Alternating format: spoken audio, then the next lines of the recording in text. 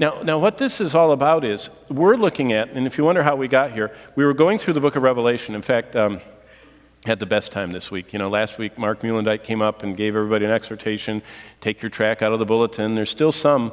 In fact, yesterday we did a funeral in here, and I was noticing some of the people who don't come to church here were pulling out the track and reading it during the funeral. I thought, oh, that's great.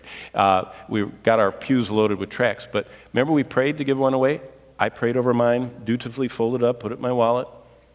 On Tuesday, someone called in, and they told the secretary, they said, came to church a couple weeks ago when he was talking about cannibals and murderers and everything. It really bothered me, and I need help. I think I'm bad, like what he was talking about.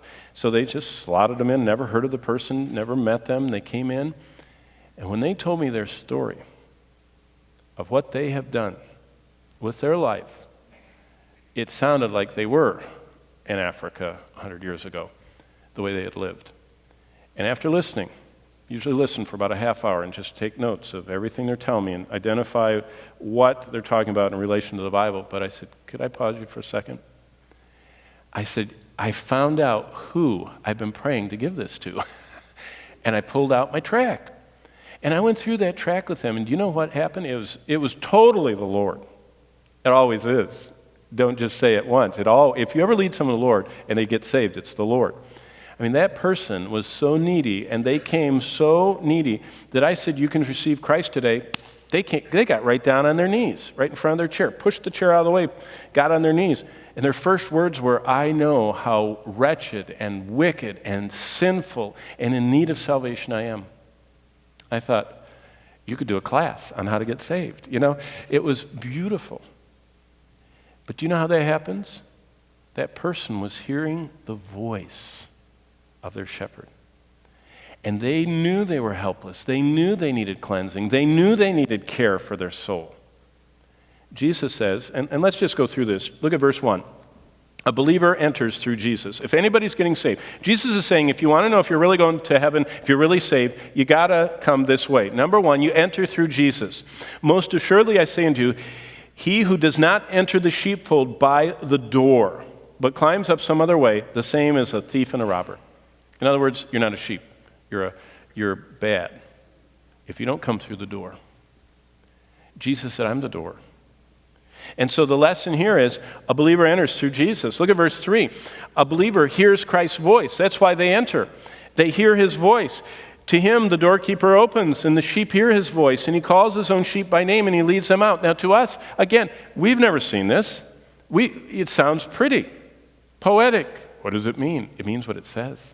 I mean, it used to be in the old days, when I first went to Israel back in the 80s, they still had sheep markets. And they used to have this well, and there'd be 1,000 sheep milling around in Beersheba. Abraham's well, the one he built 4,000 years ago is still there, and they still use it, and they pull water up, and they put it in troughs, and all these sheep mill around, and you'll see 10 or 12 shepherds that are getting ready to sell their sheep, and they'll all be around, and there's just this milling mass of 900 or 1,000 sheep. And one of the shepherds is busily putting water in the trough, and his sheep are drinking the water, and then they get pushed out of the way, and as soon as he realizes all of his have had enough, he starts walking away, and as he walks, he whistles and turns back and says a few words, and it's the most amazing thing to watch. 1,000 dirty, dusty creatures, and all of a sudden, about 80 of them, they go, and their little ears go up, and they keep listening to that whistle, and they see him, and against the crowd, they start going, and the 80 of them go against the flock and bump and push until they get outside the perimeter, and there they go after their shepherd because they heard his voice, and he knows which ones are his, and they know which shepherd is theirs. We live in a world of identity theft. Do you know what that's about? We've lived in a circle wider than people that can know and recognize us. If I see you, you can't lose your identity with me. I see you, I know you. We're part of a relationship. But if you're talking to someone like I did last week, something was wrong with the credit card, and I called the little number on the back, and I don't know if I got Pakistan or, Tibet. I'm not sure where it was, couldn't understand a word they said. And I said, how do I know it's you? They says, how do I know it's you? I said, you don't, And they said, tell me your Social Security. I said, no, tell me yours. You probably don't even have one. It's just, we're outside the circle of even knowing we can't trust. But the shepherd spends his time with the sheep, and all he has to do is whistle. And they recognize his voice. And they follow him. And that is exactly, a believer hears Christ's voice. Keep going to verse 9. A believer has been saved by Jesus. It says in John 10:9, I am the door. If anyone enters by me. Now what is this? Jesus says I'm made of wood? What is this door thing?